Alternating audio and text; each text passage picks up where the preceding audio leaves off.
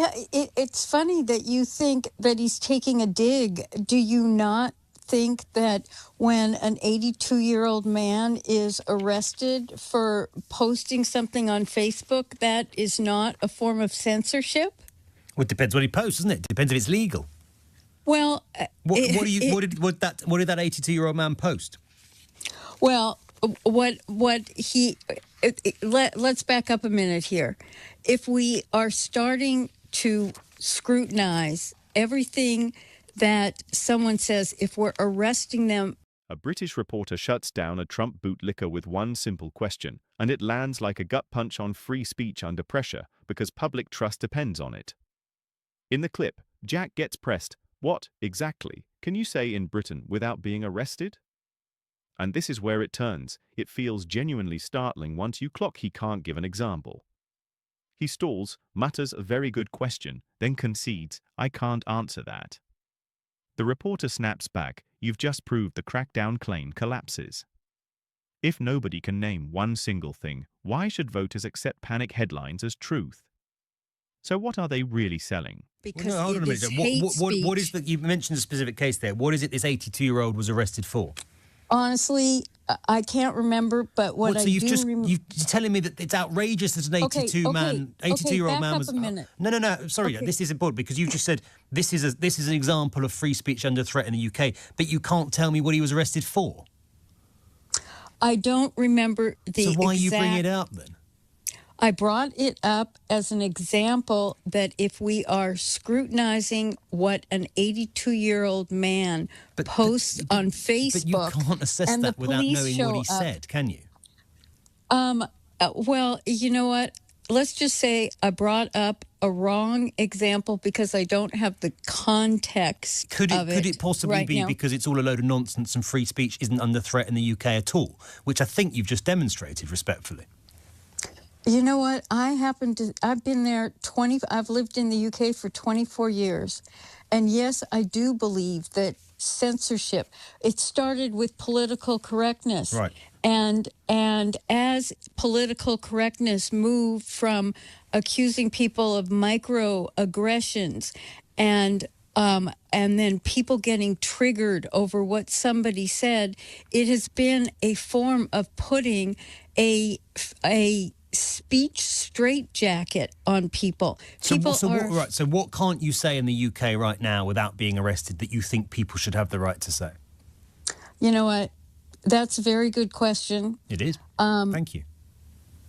It is. I can't answer that question, and I can't give you an example exactly. But see, so what I find interesting. Sorry, Jane. You've given me an example of free speech being under threat. You can't tell me what the person said. Well, I've asked you for one single thing that you can't say in the UK without fear of being arrested, and you can't think of anything. It's because Britain still is a country, compared to the United States, by the way, where free speech absolutely exists and always will. Well, we both see it differently then. But you can't give me any single point of evidence whatsoever to back up your idea. Why don't you give me an example of how free speech still exists and censorship is not there? Because you don't get arrested by the police for saying anything that isn't incitement or hate speech in this country. People are free to express their opinions. People are free to give their views. We do not have a police state in this country, unlike, I might say, the way that the United States is going under Donald Trump. Well, you know, that's interesting because it's not going that way with Donald Trump. It was going that way, and it's now reversing itself. Right. So banning journalists from the White House because you don't like what they've written, demanding the impeachment of judges because you don't like what they've ruled. So here's the whole thing in toddler-proof English. A caller goes on UK radio and says Britain is sliding into censorship, pointing to an 82-year-old being arrested for a Facebook post. The presenter doesn't rant. He asks the only question that matters. What did the man post, and what exactly can you not say in Britain without being arrested? The caller can't give the words. No detail. No example. And that matters because when debate runs on fog, policy follows the fog, while we pay the bill through policing priorities, court time, and falling trust. Quick reality check, because this is where people get sloppy.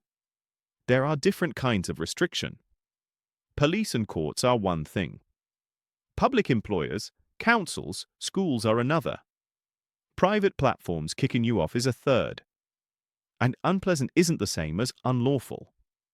If someone's claiming state censorship, you need the basics: who acted, under what law, what was said, and what happened next. One example can't prove a nationwide pattern, but 0 examples can't carry a nationwide accusation either. Now listen to how the presenter flips the method back the other way. If you're going to throw around huge claims, you should be able to pin down actions, not vibes, who did what, and which parts are actually true. Sacking government officials because they've dared to criticise you at any point in recent years, defunding universities because they're not doing what you do, threatening law firms if they don't toe the party line, defunding media organisations that you think are against you, arresting students because of what they've written on social media, and ramping up checks of people entering the UK to check they haven't posted anything on Facebook that you don't like, doesn't amount to any sort of attack on free speech. That's really twisting things without the specific examples. You're giving you're giving examples the same way I gave the example of the 82-year-old man. You didn't give any examples, and I've just given you 10. No, you've just given me a very biased perspective. Bias is facts. All of those things have happened. Which of those haven't happened? Which have journalists been banned from the White House under the Trump administration? Have journalists been banned, or have they brought in alternative media that presents a different I'm not talking about angle? Have journalists from organisations like the Associated Press been banned by the White House, yes or no? Yes, they have. Right. Have judges been threatened with impeachment because the White House doesn't like their rulings? Yes or no? Let's not do it that way. Let's go back to that. And yes. Why were they? Why were they banned? But so we accept, right? Are we accepting that all the things I just suggested have happened? If you don't let me finish, then we can't really have a conversation here, because you've got a very biased perspective. I'm not here, biased at all. I'm giving you facts, and I'm just asking whether you recognise that those things are true. You know what? It's so interesting. Did we not have a bunch of fake news here? And in the U.S., we did. And why? Why did we have fake news? Because it was biased and it was wrong. And so that is one of the reasons. You know, you're listing 10 things and cutting me off. Right. But then why was the Associated Press no longer welcome?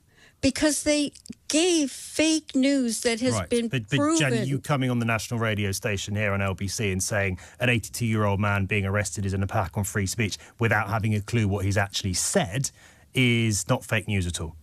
It's not that I haven't had a clue. I can't remember the specifics. Right. But the fact that... But how can you know it's an attack on free speech if you can't remember what he'd actually said? Well, you know, it's very interesting because you...